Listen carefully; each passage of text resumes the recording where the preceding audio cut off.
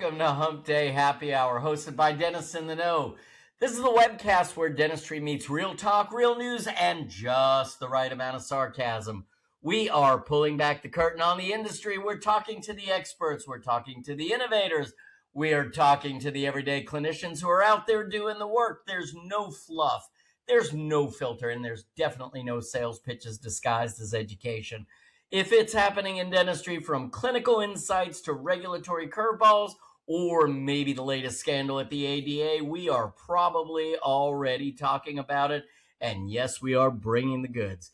It doesn't matter if you're a seasoned doc, part of a dental team, part of the industry, or maybe you're just a curious consumer, or maybe you're just here for the banter. Anyway, we welcome you all to the show, because around here, we're not just in the loop, we are in the know. Hey there, Dinks. I'm Dr. Jeff Horowitz, and I'm accompanied by two amazing clinicians and friends, Dr. Chad Duplantis and Dr. Jennifer Bell. We created this little platform to make the dental world just a little smaller, but a lot more fun. Today, we have an incredible topic. We have an incredible guest, and we are proud to be presenting tonight's program because of our great educational partner, Curve. So without further ado, Dr. Jennifer Bell, Dr. Chad Duplantis, cheers to you, my friends. Cheers. How's everyone doing? 1 week. I know, midwinter. 1 week. Dinks storm midwinter. I don't know that I'm ready. I'm not ready. No. Guys, I'm working on swag. My liver's not ready. My liver's still coming off of Mexico. That's true, actually, also. Yeah. Going from dry January to the Aspire event is kind of like a shock to the system. And hell, now I'm just going to keep it up the rest of the year. Were you really dry in January, or were you moist? Yeah, it was moist January. Yeah, you were moist. You know how many people are cringing because of that word? Yeah, that's fine. Yeah. That's absolutely why I used it. It's not as bad as discharge, though. That's the one that gets me. Almighty, come on. Yeah. God, now I got to edit this episode. Well, no. These are all medical terms. Yeah. Yeah. Virulence, you want to throw that one out there? No, I'm just sticking with discharge tonight. Okay. Yeah. All right. Chad, how you doing? Chad, how was your day in Fort Worth, Texas? You know, it's been tiring. I've been very tired this week. I think Jeff and I both came back from Mexico with some sort of bug, not Montezuma's revenge, but some sort of respiratory bug. And it's just kind of catching up. It beat me down for a week. I was able to work. I was functional. I had no voice. I'm back, but I'm still not 100%. So it's been a tiring week. How about you all? Are you still hacking? I'm still hacking a little bit. Coughing. Yeah. I mean, it's just this nagging. I thought it was going to come out during the introduction tonight. Yeah. Like I was surprised I made it through it. Yeah.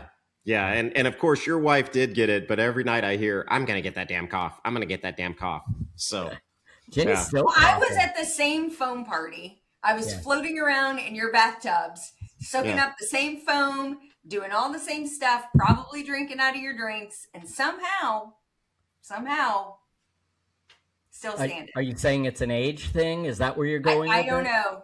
Could be a weenie Y chromosome thing. I don't know. It could be that. I don't know. We could just here's what we're gonna do. We're just gonna go ahead and lay all this to the side, and we're gonna blame it on one person, Dr. Ryan Walsh. 100%. Yeah, I don't even know if he was sick last week, but regardless, he is the one that brought the virus to Mexico, and he is the one that made Jeff and I and Andy get on horses on the third night of Mexico. Wow, we're blaming everything on him, huh? Yeah, wow. It's 110% Dr. Ryan Walsh. All right. So that SOB.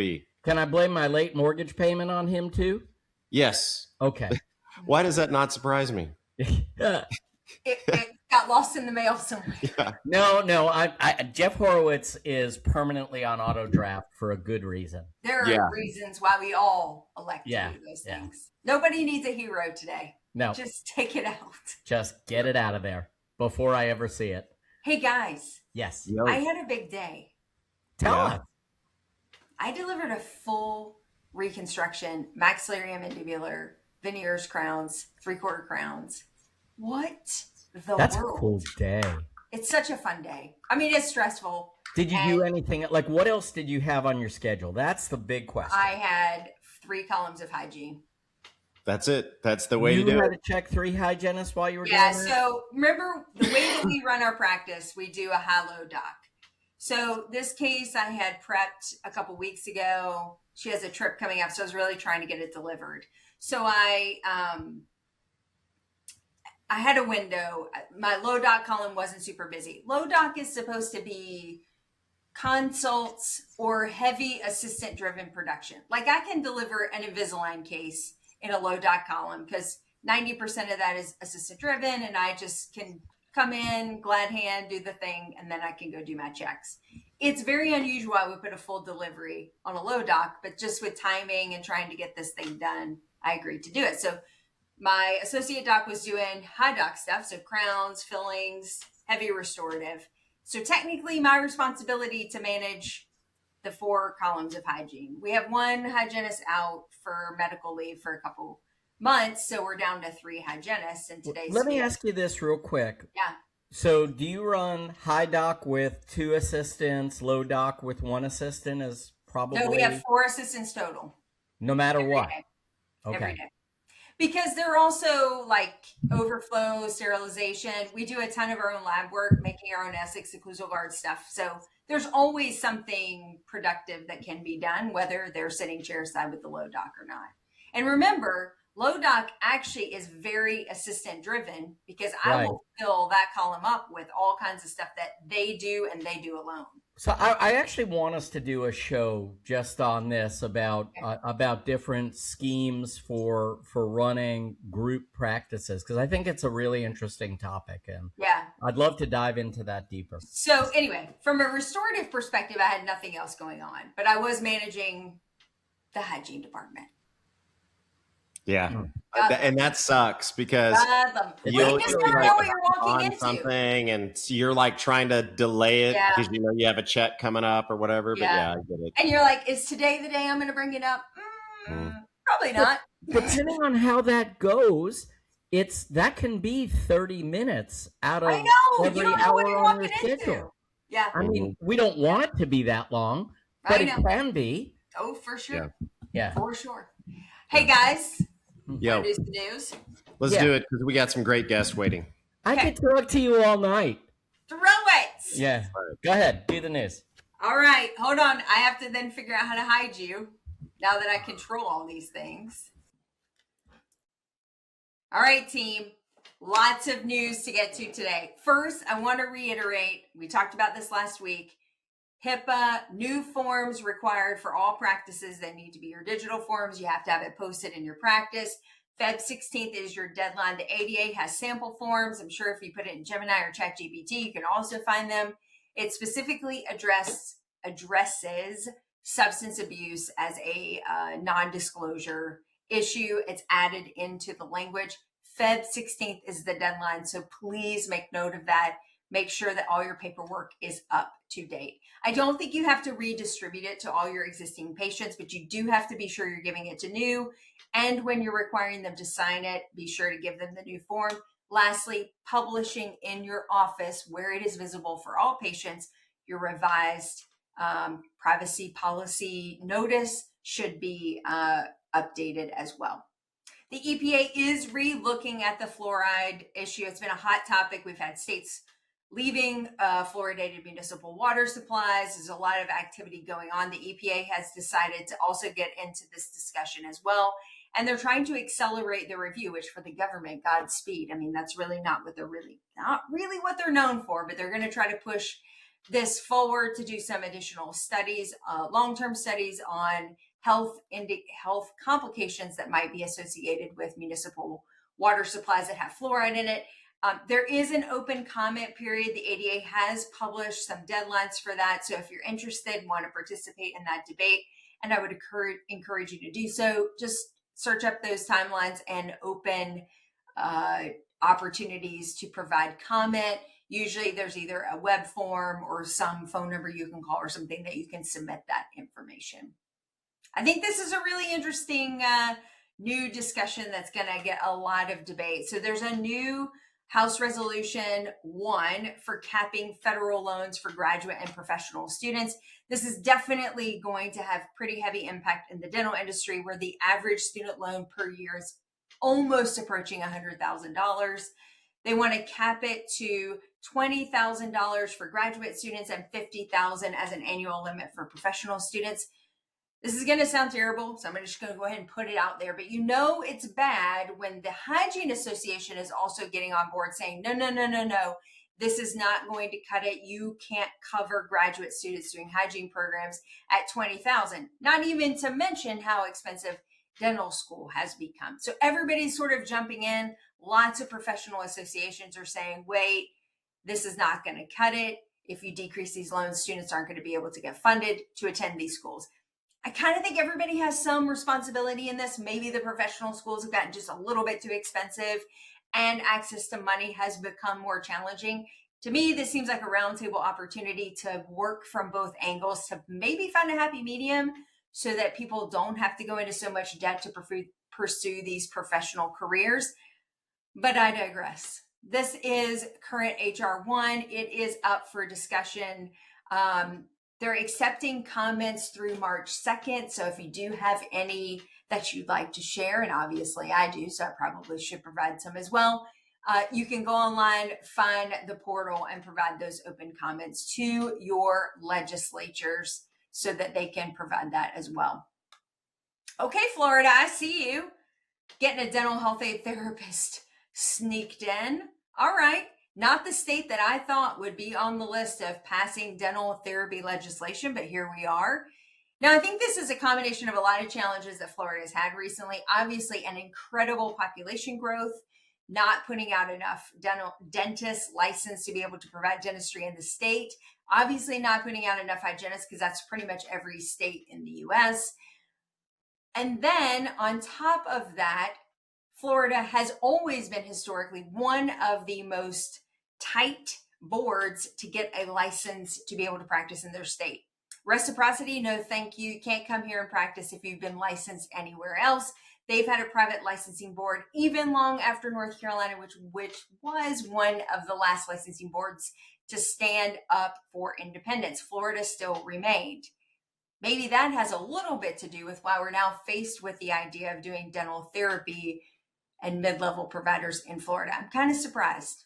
I thought if you're going to be the staunch conservative on licensing board, maybe that would also translate to mid-level providers. But there are multiple counties now in Florida that have no dentists, and access to care has become particularly difficult. And if you think about the population growth alone, there's a huge gap in the access to dental care.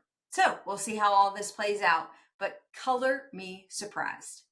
And the last little bit of information that I absolutely have to share, if you've been watching the Olympics like I have, because you love the country that you were born in and you love competition, so the combination is kind of off the chain for you, literally something you live for every 2 years. Well, here I am watching the Olympics, and to my great enthusiastic surprise, we have a dentist. Yes, again, Tara Peterson coming in curling. Now, lucky for her, I got addicted to curling just a couple days ago. I know, I'm a late bloomer, and it is kind of cold, not a big cold sport kind of fan. Was watching the co-ed team pull through to get a silver. Tara starts her pursuit this evening.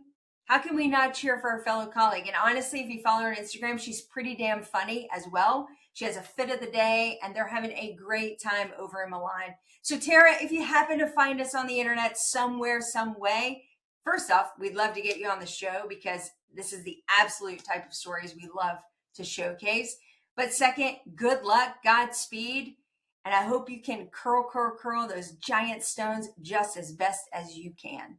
And that's the news. And now I have to bring people on. This is the worst part of my job. Oh, shit. You got my dog. You You got my dog climbing on the couch there. No, guys, sorry about that. Okay, are we ready? Guess time. You said giant stone. Yes, time. But I just got to say two things. One is that gonna throw a little shameless secret fact about me.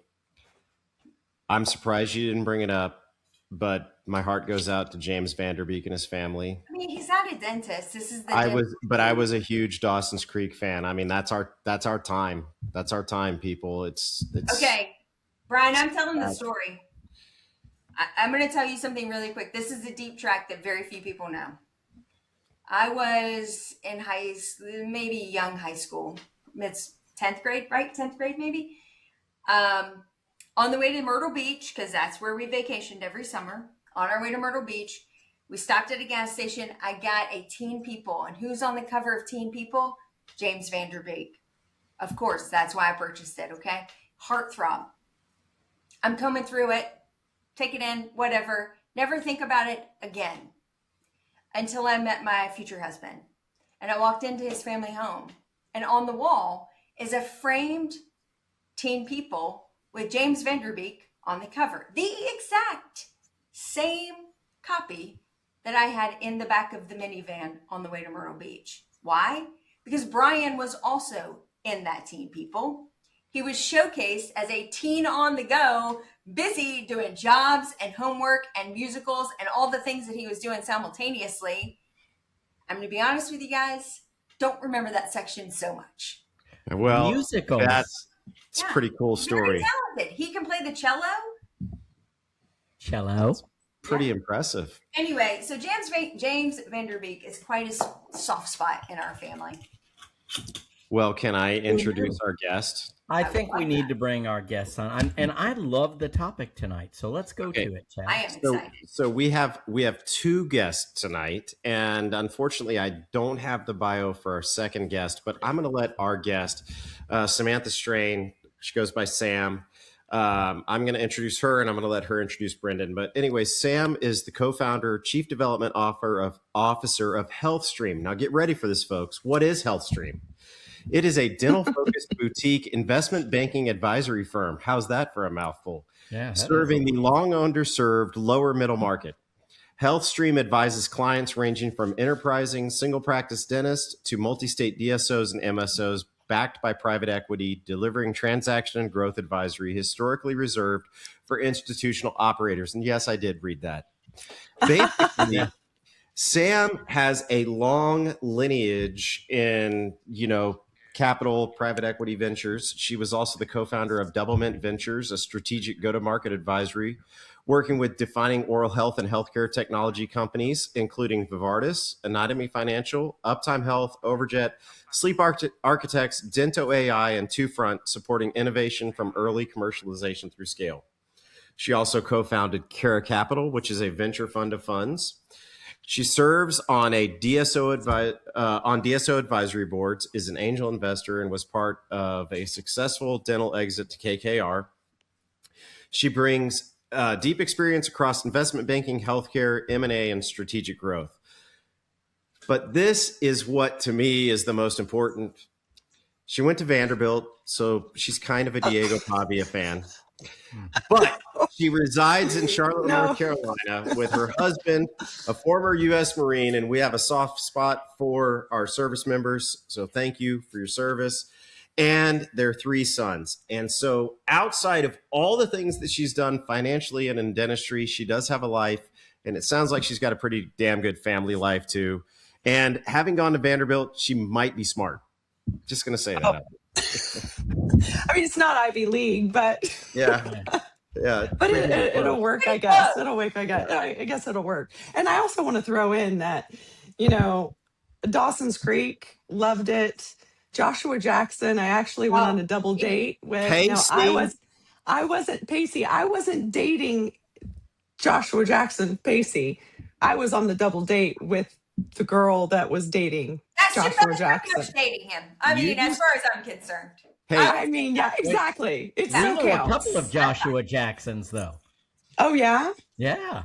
What Well, was? it could have been That's a very several different then. Joshua Hey, Jackson. Never know. total tangent, but what was the other? What was the guy's name on American Pie? Sean, whatever. Sean. What's the point? Our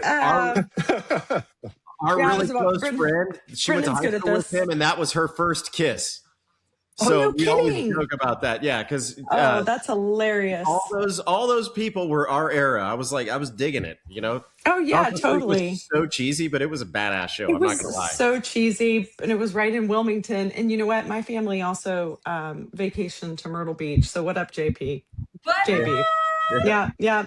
We probably went to the same places and didn't know each other. I know. Yeah. We were probably, circulating before now. We'll swap hotel stories later. Yeah, exactly. Oh my gosh. No, but we're excited to be here. And, because of the depth of this topic, I wanted to invite Brendan to be on the call too, because there's no one better that I know that it can explain what's going on in the DSO market and all the things that you explained in my opening bio. I mean, there's just a lot of stuff going on. So I wanted him to be on because he does a really good job painting the picture. And this is going to be a fun conversation. We're here to we love your show. We love what you guys are doing for the industry to strengthen it, to get the word out about the things that are going on, good, bad, or indifferent, right? And so, I'm going to let him introduce himself, but he is, he's our managing partner of Healthstream. He is responsible pretty much for the whole 9 yards that we do over here. And he puts all my colors into place. I'm the development person and I'm a quintessential development person. I have a million things going on, but he makes sure that we execute on those things and execute on them, a strategic way, because the dentists are what matters to us. And that's what we've been doing for the past 3 to 4 years now, is really focusing on emerging groups, not so much DSOs or what. That's fine. We'll get into that more later. But Brendan, why don't you give a little background and then we can hop in? Yeah, well, that was a great introduction. Obviously, shout out to the family of the Beak, Vanderbeek, big guy. I did before we started, just wanted to ask. I know our topic is DSOs tonight, but what's a DSO? Just kidding. Sorry. I also have terribly timed humor. Okay, so quick background, terribly timed humor. We got that out of the way. I made that apparent. I'll tell you the rest about me. We started Healthstream Ventures 9 years ago, kind of as a sell and buy side representative. I hate to call it a brokerage, but that'll save me time yapping trying to explain. Where we represented dentists, buyers, and sellers. Traditionally on the buy side, we would represent high net worth dentists who own multiple practices, and they were buying additional practices from individuals within their geography. We began working on capitalizing those acquisitions, and quickly realized that corporate dentistry was here to stay. We are in North Carolina. Jennifer, I will say that I was listening to your news update. So as you mentioned, Florida and North Carolina being kind of those stalwarts, the bailiwicks of private practice, or at least our local legislatures being pretty staunch on public or private providers or corporate-led dentistry coming into the state. Well, Samantha, while he's coming back on, why don't you try to kind of fill in where he was leaving off there? Because I can do that. Hopefully he can get back on. But his trailer park must be out of. You know what? The trailer is probably lost somewhere. No, I know, it's hilarious. I feel bad that he's having trouble. But we started out, like he said, as a buy side, sell side shop, and that's the best way to describe what we were doing. And we were working pretty much on the buy side, helping DSOs acquire intelligently, because my background before I came over to Healthstream and helped us get going was I was the chief development officer for American Dental Partners, and we sold to Heartland in 2021. So all of my experience prior to Healthstream has always been on the buy side, so helping us acquire things that made sense. And I didn't really want to go, total sell side because I just didn't think that it was sustainable, selling a practice for X. And a lot of these DSOs that I knew of weren't really like integrating those practices correctly. And I was like, oh man, you guys are, making these big offers to these dentists. But, what's it really worth at the end of the day, right? Because they're having to roll percentage into a holding company. And so a lot of this has played out now. And we've been kind of sitting over here with our tinfoil hats on, saying, hey, this isn't sustainable because you're not integrating these practices correctly. Yes, on paper, the doctor may look like they're selling for 8 times or whatever it is, but, maybe the doctor got 60, 70% of that at close and the rest was tied up into a holding company. And it was the DSOs and the private equity companies were borrowing, cheap money at the time. So it was sort of like a house of cards, and I probably shouldn't say all those things. No, that's exactly what I use as an analogy. Yeah.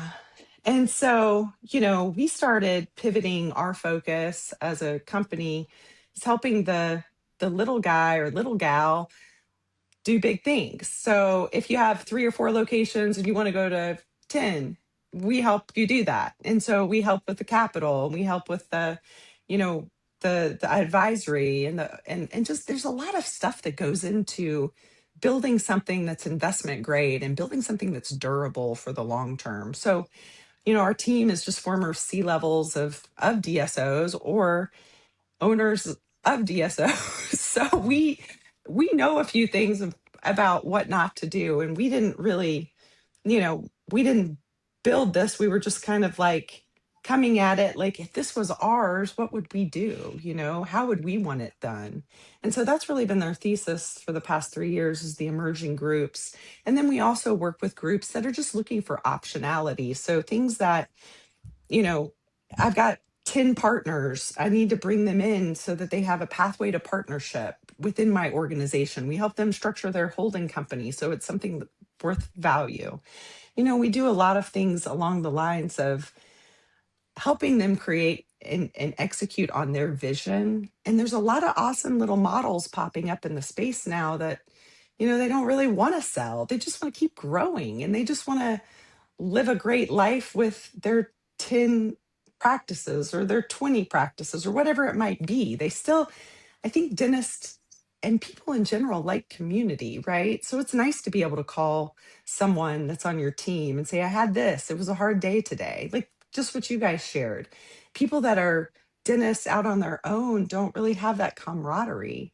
So I think we're going to see more of these little emerging groups pop up across the nation as we go into this year. A question on that. So yeah, with those optionalities, are you seeing single practitioners joining together to form like a little co-op basically, and they're becoming partners with each other? Or is it one like gangbuster business dentist guy and he's like, I've got all these associates and I want to create partnership paths for them, which also helps me divest out, some of my liability? And yeah. Is it all of those things? I mean, what's happening? Yes. Yeah. Yeah. That was a great way to explain it. And I'm back. Welcome back, Brendan. Yeah. I know. That DSO deep state is getting us. They're coming. Yeah. Well, I think my internet connection. You paid the phone bill. Yeah, I did. Mine wasn't on park. auto. That's right. Yeah. That's right. He's running auto, Jeff. That's what happens. That's what happens. You guys talked about that earlier. You also mentioned, one of the problems I found, I think the router might have been moist, or maybe there was a discharge out of the back. Anyway, I don't know. That being said, so the way that and again, we were listening to the news. All that being said, yeah, in all reality, we're seeing both sides of it. So, we did, for a long period of time, long period to be maybe from 2000, from 21 to 23, there were a lot of dentists that were really interested in joining a DSO. And, the concepts were, hey, listen, we're going to prep ourselves, get ourselves ready so that we'll be, have the optimal value to go to market. And the market fell apart. We can get into what got us there and kind of what's currently happening that's going to drag the market down worse than where It currently is from an acquisition perspective or a consolidation perspective on the DSO side of things. But, when we talk about the individual dentist or the entrepreneurial dentist, yes, we had two avatars that we started to really notice, became very interested, and kind of got us back to the old days where, it used to be like no to corporate dentistry back in the 90s and the 2000s. What really, so we're seeing, the six of us, Sam and I can't legally do that because we are not dentists, but in theory, we're all dentists together. We refer to each other. We have like specialties, synergistic specialties, et cetera. We're kind of banding together to say, guys, look, there were groups out there that had hundreds of millions of dollars behind them, and not every DSO had these failing issues, but the prevailing market absolutely has had these issues. And, the individual dentists are saying, look, let's band together and let's build something meaningful. And so that's one element of what we've noticed, and that's one element of, not to go into a sales pitch, but that's where we support the entrepreneurial group dentists, our group led dental led groups. The other piece is that supercharged guy or gal that was in your class, your dental class, and you're like, oh boy, this guy or this gal, they want to be Heartland tomorrow. The gunner. Yeah, that's right. Hey, they're going to be Heartland tomorrow. They're going to, experience was, and God bless them all, and I know all of them. Also, just give me your handpiece.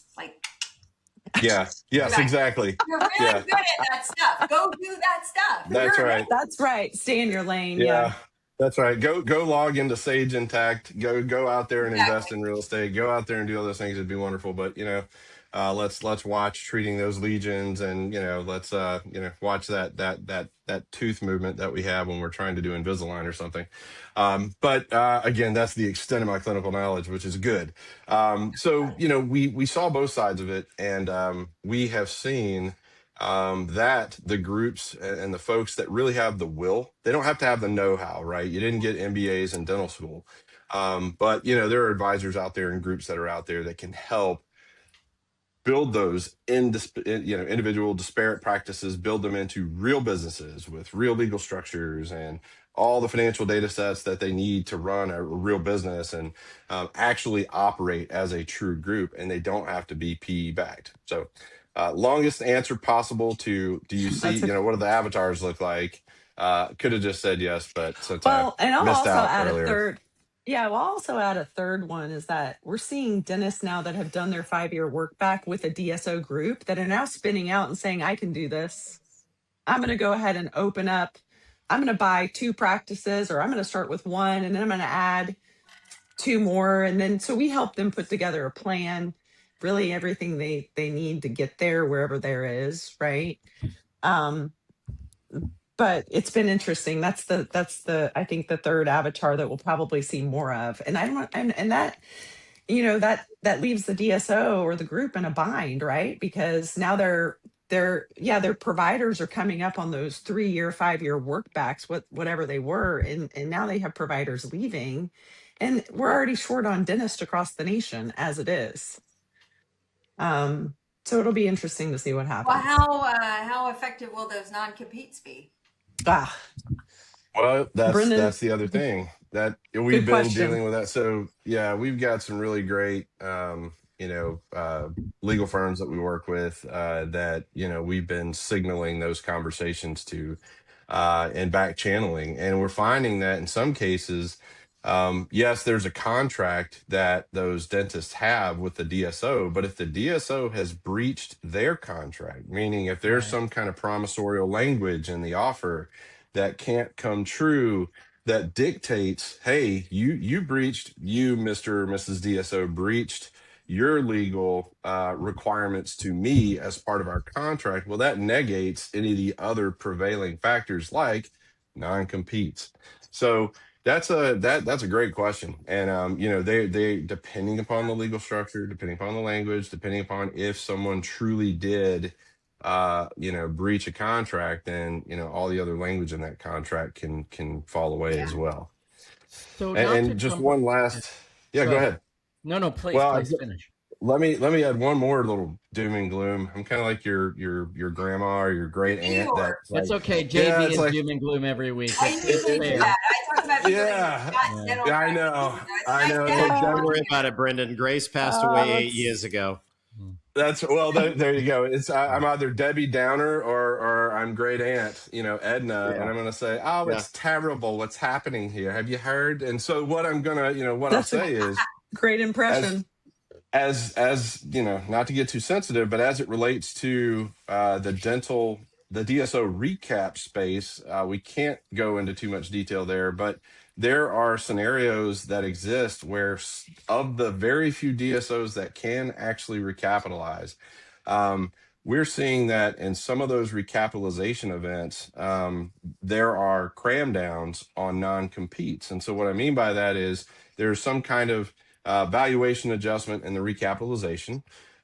In every case that I am aware of, the equity document, I'm talking about 4 to 5 recaps that we are actively following. Um, there are scenarios where none of the doctors are going to be able to get their equity as promised or as they understood it to be promised. And then on top of that, the few investors that are recapitalizing are requiring 10-year cram down on non-competes as part of the recapitalization. And so if the DSO doesn't have like a doctor committee or a doctor leader, committee to make the decisions on accepting the recapitalization, some of these DSOs are going to have to accept the recapitalization to stay somewhat operational, but they're going to have to accept a 10-year non-compete, which we don't know the details of some of these non-competes, but a 10-year non-compete from the time of the recapitalization of all the doctor partners and, details are sketchy, so we can't confirm this, but of all In doctors other that are words, involved. Yeah, so you didn't it's get going to be a your, shit show. Yeah. Yeah. yeah, It's very interesting. Sounds like it. Yeah. Yeah. It So sounds like yeah. it. we're So that, Unfortunately. where I was going to Unfortunately. go, I don't want to. I hate to jump around too much, but there's another piece to what the two of you do, which is you have served in advisory roles to some dental technology startups, Yep. and so tell us how that fits in with everything that you're doing now, how you use that information or how your role serving dental technology companies helps to serve what you're doing in the DSO market now. And also I'd love to know what the relationship is with Curve Dental, who is, one of our educational partners. I'd just love to hear more about that, and then we can kind of focus more back on the DSO. Yeah, I mean, Brendan, I can take that first and then you can fill in. But, we set out seeking best in class technologies because we wanted the groups that we were working with to at least have the option or know what we felt like might be best in class from a business operations perspective, right?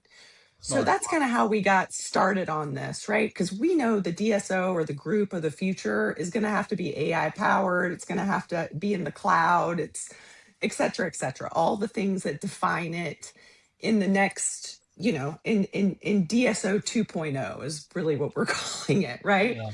So, me specifically, my role within the company too is that sort of lead the charge on figuring out, okay, what's best in class? What's going to make our lives of our practices easier with these technologies? And so we've, through that study of as many, meeting with as many people and looking at as many things as we can and bringing in the experts, all the experts we could, because we have a vast network of people that know. We're dinks on our side of the fence, but we developed what we call the sphere. And it's just like, it's a DSO operating system, an emerging group operating system that has like best in class technologies to do the things that we need the business side of the business to do. And it's allowing our groups to accelerate farther, faster than they would if they had to sit back and say, okay, I got to investigate all these RCM companies today that are powered by AI. And there's a lot of noise in the market. There's a lot of noise. There's a ton of noise right now. Yeah. And some of it makes sense and some of it just hides, run. And there's also, I've been in this industry 20 years. I started at the bottom of this industry. I started knocking on doors as a sales rep, cold calls. So I understand this industry really well. I have 7 dentists in my family. I mean, at the end of the day, a dentist wears a lot of hats. You guys wear all the hats you could think of as an independent owner. You're like the marketing person, you're HR person, you're like, the best clinical person ever. You're a mom, you're a sister, you're a husband, whatever it is. That's a lot. And then you've got like 8,000 different options now with different things that do different stuff. And maybe they cover part of your solution, but they don't cover all your solution. So we've just tried to clear that noise. And so we've become experts in the business side of operating, in a multi-site operating system, because our job is to ensure that the people that we work with operate at optimum capacity, optimum capabilities, right? So that's kind of why we took the time to do all that, and why all the people were selling practices and stuff, and we were looking at them. We were like, let's build better, stronger, greater organizations to help more people. Because at the end of the day, too, I think a dentist becomes a dentist to serve patients. And, those types of things are the same on our side of the fence, too. We want to help dentists see more, help more patients. It's kind of like a two-sided brain. You have the business side and you have the clinical side. And those things need to function together. And technology is an overlay on top of those two worlds too, we see. Whereas if you have really good clinical operators and really good business operators, and you can come together on things such as like a joint policy board, there can be some really magical things that happen. I think a lot of times it's too like one-sided against another, but I've seen it work, and I've seen it work well. And when it works well, it's a beautiful thing. On the curve relationship, we set out to, we like cloud-based systems, right? For multi-locations, it just makes sense. We also like a number of things that they're doing on the compliance side.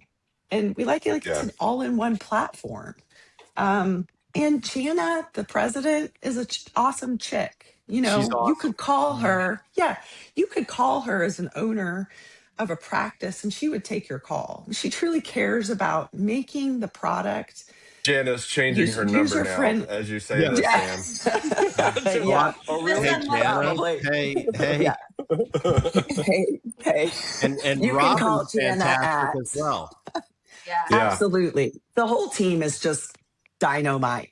Now we work with other PMSs, and in our report that we released, on the landscape of the technology market, that was just things that we know are important, and we think we wanted to share them with the world, and we thought you guys might want to read them because they were things that were important to what we were doing. And we shouted out Curve just because of the things I just said above. And I think that with anything in technology, it's moving faster than any of us, right? So staying ahead of those things is important. It's kind of like what you guys are doing with Dinks. You're updating on what's happening in the space, and we're updating what's happening on our side of the space too, So that report was just the culmination of those findings. Go ahead, Brendan, and then I got an interjection afterwards. Yeah. Well, no problem. So Sam was actually in front of... Yeah. Cheers. There Cheers. you go. So Sam actually had mentioned this to, we were actually talking to a group of doctor leaders last week on a capital. We were talking about capital sourcing and all the fun things that go into that piece of our business. And one of the things that she had mentioned with regard to Curve specifically. And again, listen, there are a variety of technologies out there, and it doesn't have to be a PMS. It could be other things, as Sam mentioned, that are meaningful and are helpful to different segments of dentistry. What's good for a single practice sometimes isn't as good as, or isn't effective for a 400 unit group, and vice versa. And what we found though is really within that lower middle market space, and I know we're using like banker terms, but the lower middle market space really kind of means a 2+ practice, 2+ unit practice, multi-site group. And we found that Curve really had as Sam was explaining to the team on our end, we really found that, time and time again, consistently within that sector, Curve really had a full suite of services that would touch every, that touched every client in that multi-site sector effectively. And so again, PMSs are just like, they're cultural. We get comfortable with things, our staff's comfortable with things, whatever the case may be. But we really just, as we looked at things objectively, we found that, that with the way that again, technology, I don't want to demean what they or any other PMS company have done.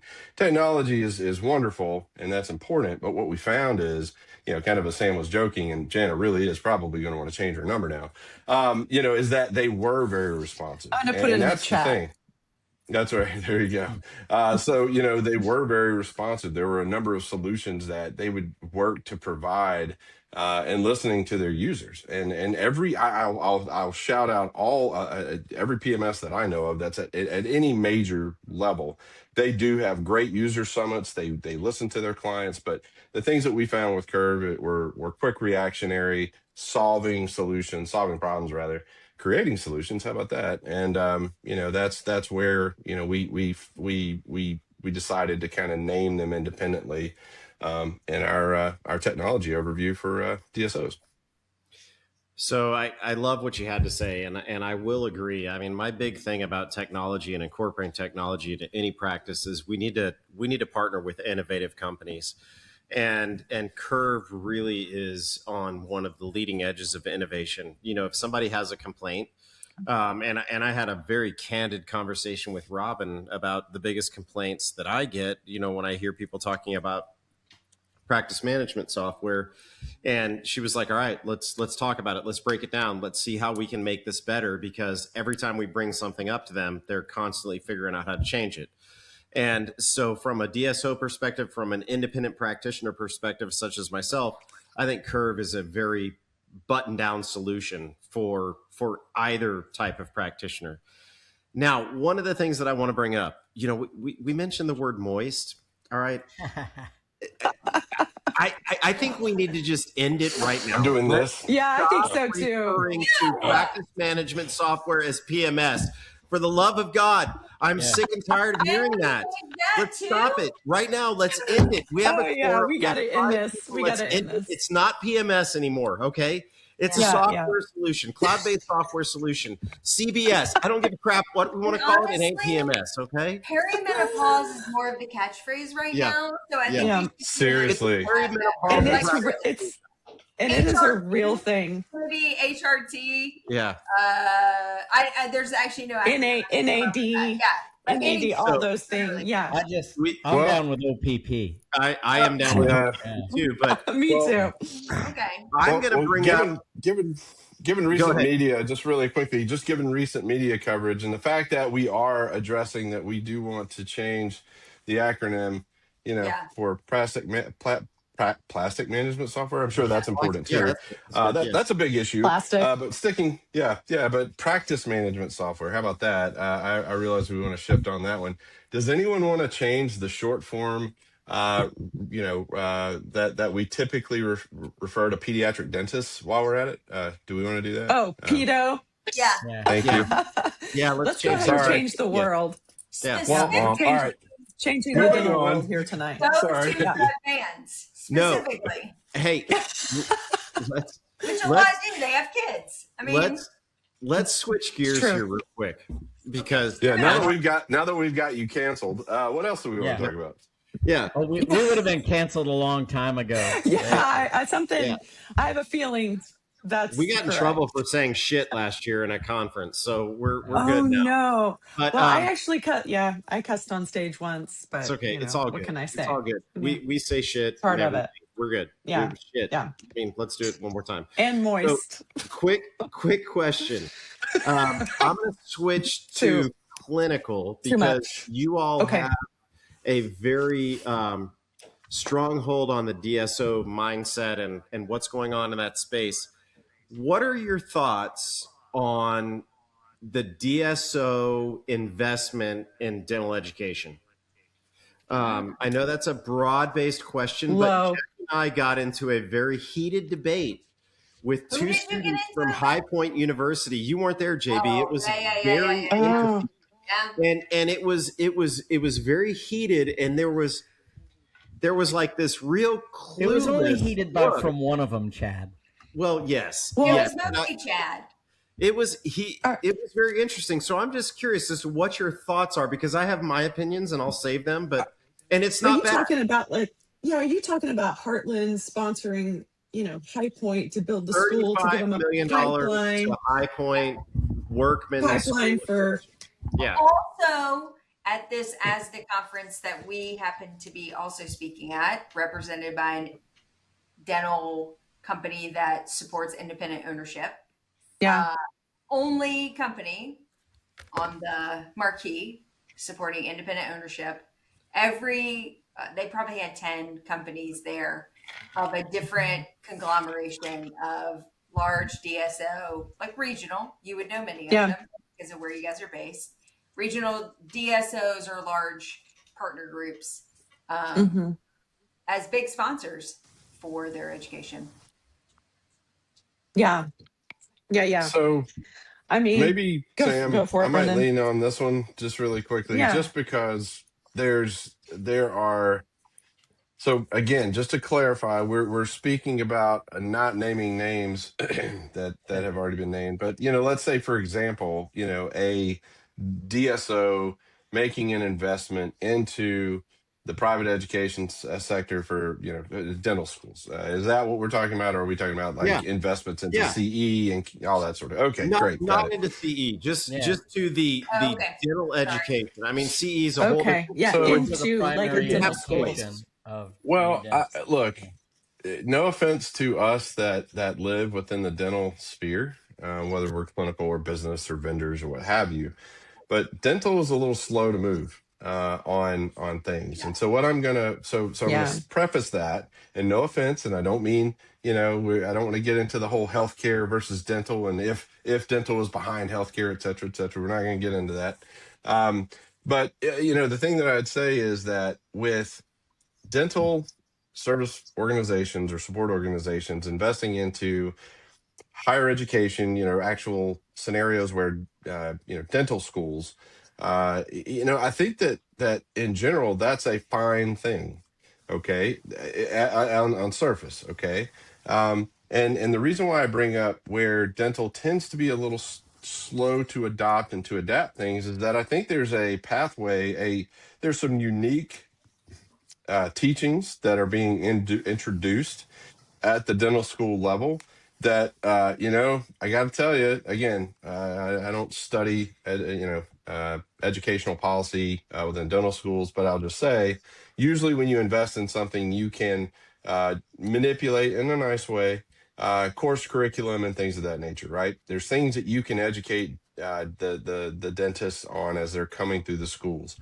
and certainly that can paint a positive light if that influence is injected maliciously or otherwise to frame up corporate dentistry as being more positive. The things that we've seen now, we understand, we know High Point University's dental school quite well. We know quite a few dental schools, to be frank. And getting back to my initial statement of dental moves a little slower. What we're seeing is that there are business elements being introduced at the dental school level, which if it could be for the wrong reason or could be for the right reason, but irrespective of that, it's a good thing for some form of business acumen to be injected at the dental clinical Yeah. educational level. 100%. All right, healthcare Yeah, it hasn't. creates Let's just say it. transparency. Yeah. Yeah, I think most there's a clinical perspective that's being interjected too that other dental schools don't necessarily get. So I'm not well there criticizing it by any means. Yeah, So yeah, sure. No, well I know there you're you not. so It's just, Oh, you no. so know, that's the Uh-oh. point that oh, I'd we lost him say again. Dang. is where we If I leave could where say It's the I deep that, leave state. off. he brings up a couple You know, really I interesting points recognize that have to be that called out. you know, Absolutely there are true. elements That I of think the we're gonna. curriculum that We are are already seeing influenced some of the most by amazing the dental education education technology or coming by out of the, High you Point know, University um, 100%. that Yeah. no school has touched yet, and it Yeah. will take someone outside of the dental sphere to be willing to invest the money and push the Yeah. envelope. So if that good comes from it, amazing. But the bias that he's also talking about, I'm going to put it in a very clinical term. I went to a university, UNC, where we had a ton of specialty programs. Great. Yeah. That means I didn't learn how to do crown lengthening. I didn't learn how to place implants. I barely learned how to do surgery. I didn't learn how to do ortho.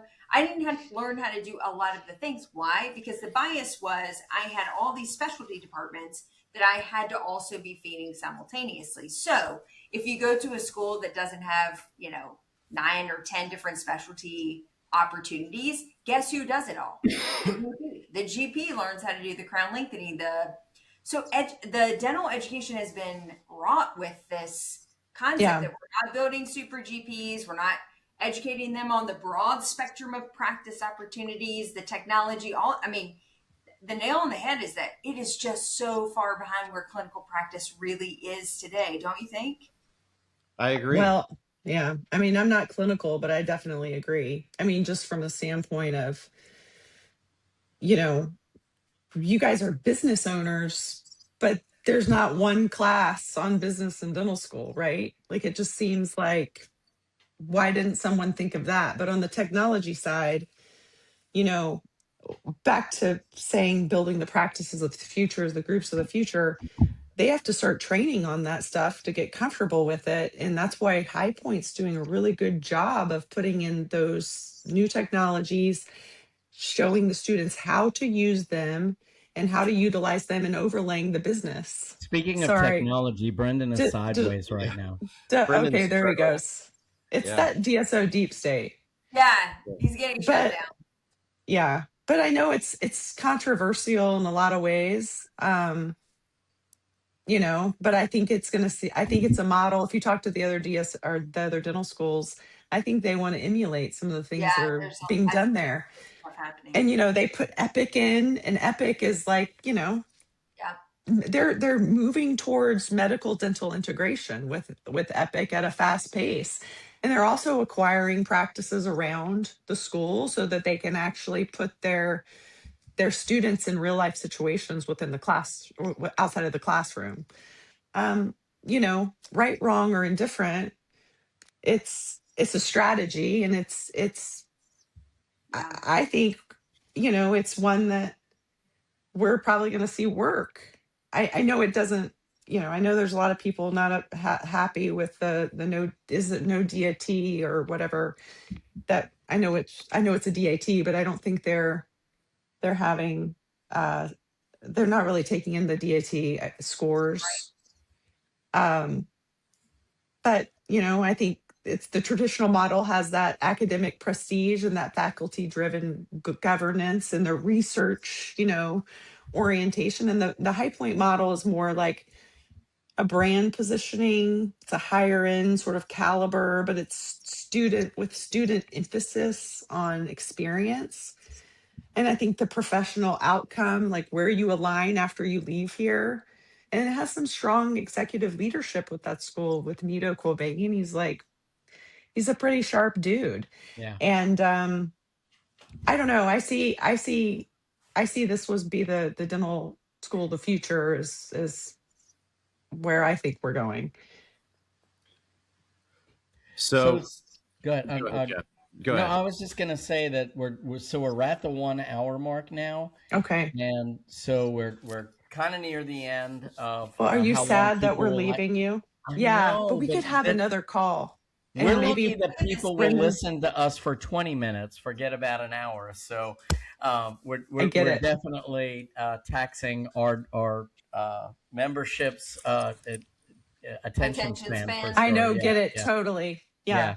But anyway, what I wanted to ask is do you have a parting message for dentists out there, for the independent dentists that are out there, and really for anyone who might be able to use you as a resource of some type in making decisions about what the future looks like for them? Because there are a lot of people right now who are nervous about the future of dentistry. Is it the DSO market?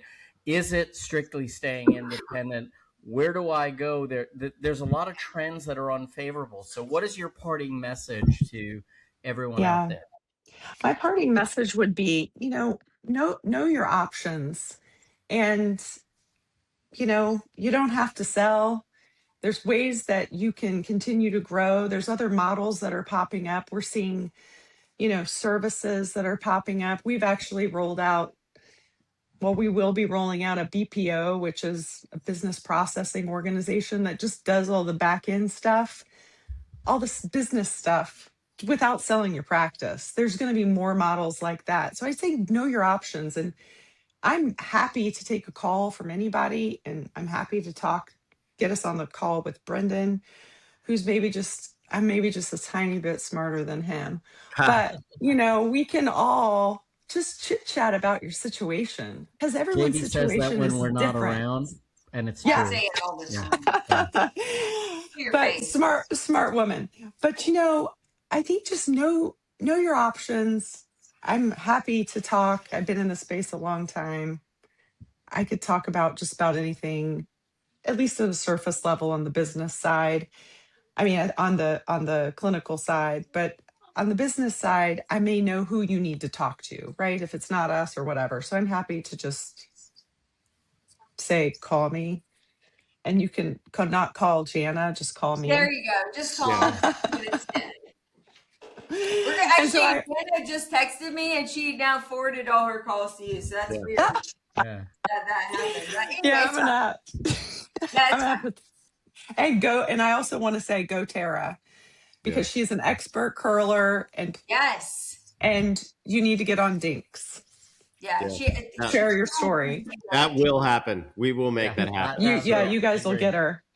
So with that being said, I'll go ahead and close this out. And one of the things that I wanted to bring up is that, I specifically brought up High Point University for it, or the DSO parlay into High Point University for a reason. Is that, the professional aspect of dentistry. I mean, we're clinicians, we're also business people, and it's your choice if you want to multiply your practice, if you want to be part of a DSO, but it's also your choice if you want to be independent as well. I think High Point is doing a really great job of creating clinicians and business people.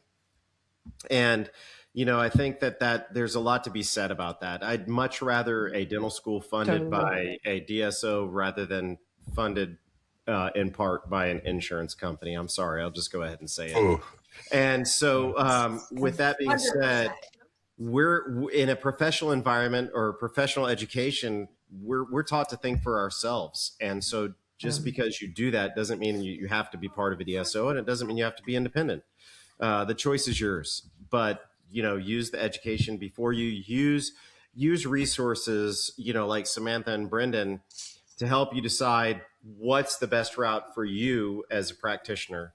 And there's a lot of opportunities within dentistry. As I've said before, it can be very lonely, but it can also be very comforting and rewarding. And you've got to choose the path that you want to take. So with that being said, let's close this out and have a wonderful evening, folks. Thanks for tuning in. And thank you to Sam and Brendan for being here. You guys were certainly inspirational. Thanks also to Kurt. Thanks for having us. Yeah, absolutely. And thank you to Curve. What a wonderful solution for your practice management software within your practice or your CBS, not your PMS, but your CBS. So anyways, thanks to Curve. Thanks to Sam and Brendan. And we'll see you guys next week. And now we enter the tap dancing portion of the show. Oh, Yeah. good. Have a good night, everyone. Thank you. And that wraps up another podcast for Dentists in the Know. On behalf of Dr. Jennifer Bell, Dr. Chad Duplantis, and myself, remember that we've got a great profession, so let's make it a great day, Dinks.